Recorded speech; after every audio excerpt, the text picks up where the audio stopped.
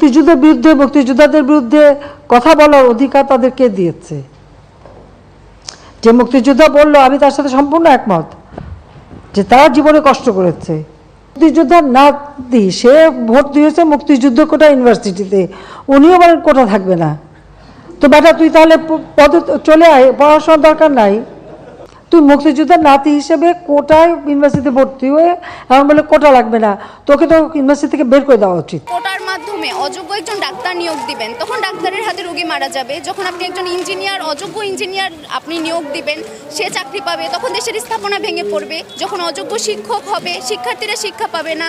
অযোগ্যরা যখন দেশের বড় বড় জায়গায় যাবে, দেশ দুর্নীতিতে ভরে যাবে, তারা সঠিক সিদ্ধান্ত নিতে পারবে না, দেশ নষ্ট হয়ে যাবে, দেশ স্বৈরাচারে ভরে যাবে। আমি যদি প্রথমে কোটার সংজ্ঞায় যাই, কোটা হচ্ছে যারা অনগ্রসর জনগোষ্ঠী তাদের জন্য। স্বাধীনতার 53 বছরে এসে মুক্তিযোদ্ধার পরিবার বা তাদের নাতি নাতনিরা অনগ্রসর জনগোষ্ঠীর আওতায় পড়ে না যে তাদের কোটা প্রয়োজন হচ্ছে। স্বাধীনতার 53 বছরে মুক্তিযুদ্ধের পরিবারকে এই 53 বছরে যত ধরনের সুযোগ সুবিধা দেওয়া হয়েছে, এরপরে কোনোভাবেই মুক্তিযোদ্ধার পরিবার অনগ্রসর নয় যে তাদের কোটার প্রয়োজন হবে। কিন্তু বললাম, প্রধানমন্ত্রী আমাদেরকে হাইকোর্ট দেখাচ্ছেন, আমরা প্রধানমন্ত্রীকে সংবিধান দেখাচ্ছি।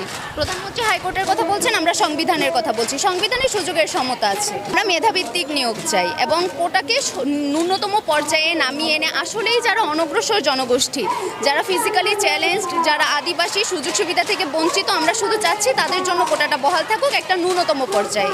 আর যেহেতু আমাদের আন্দোলনটা যৌক্তিক, তো অবশ্যই মেনে নিতেই হবে। আর উনি বলেছে এটা পুরোপুরি হাইকোর্টের উপরে, কিন্তু না, এটা আমরা যে নতুন কালকে আমাদের যে অনলাইন ব্রিফিংটা হয়েছে কালকে সন্ধ্যে, সেটা আপনারা দেখে থাকবেন যে আমরা কিন্তু একটা পরিপূর্ণ একটা যে আমাদের প্রস্তাবনা সেটা উপস্থাপন করেছি কালকে।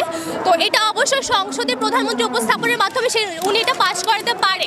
তো যতদিন যেহেতু এই সক্ষমতাটা আছে যে উনি এটা পাশ করতে পারবে না আমাদের সংসদে, আমাদের নতুন যে প্রস্তাবনাগুলো, পূর্ণাঙ্গ প্রস্তাবনাগুলো, তো অবশ্যই আমাদের শুধু হাইকোর্টের ব্যাপার না, আন্দোলনে এই সরকার চাইলে এটাকে পরিবর্তন করতে পারবে। তো যতদিন পর্যন্ত আমরা এটা পূর্ণাঙ্গ সমাধান না পাচ্ছে, ততদিন পর্যন্ত আন্দোলন কার্যক্রম চালিয়ে যাবো।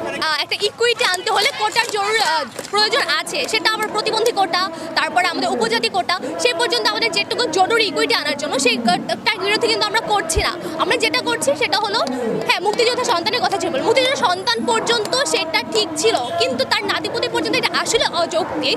কারণ দেখা যাচ্ছে তার শুধু নাতিপুতি না, একজন যদি মুক্তিযোদ্ধা ফ্যামিলির বাইরে কাউকে বিয়ে করছে, তার যে সন্তানটা হচ্ছে, তো এটা মানে সন্তান পর্যন্ত ঠিক আছে, নাতিপুতি পর্যন্ত আসলে ব্যাপারটা অযৌক্তিক। আর আমরা একেবারে কোটা বিরোধিতা করছি না, কারণ একটা জাতিতে একটা ইকুইটি আনার জন্য কিন্তু আমাদের যে কোটাগুলোর প্রয়োজন, প্রতিবন্ধী কোটা, তারপরে আমাদের উপজাতি কোটা, সেই কোটাগুলো কিন্তু আমরা চাচ্ছি। তো আমরা যে 5% কোটা কিন্তু আমরা রেখেছি, তো এই 5% কোটা আমরা চাই, এর বেশি আমরা কিন্তু চাই না। আর আমি একজন নারী হিসেবে তো নারী কোটা বর্জন করছি, কারণ এখন যেহেতু আমাদের যে দেশের প্রধানমন্ত্রী একজন নারী, মানে স্পিকার একজন নারী, বিরোধী দলের নেত্রীগুলো যখন একজন নারী, তখন নারীর ক্ষমতা নেই বা নারী পিছিয়ে আছে, এটা একেবারে অযৌক্তিক একটা কথা।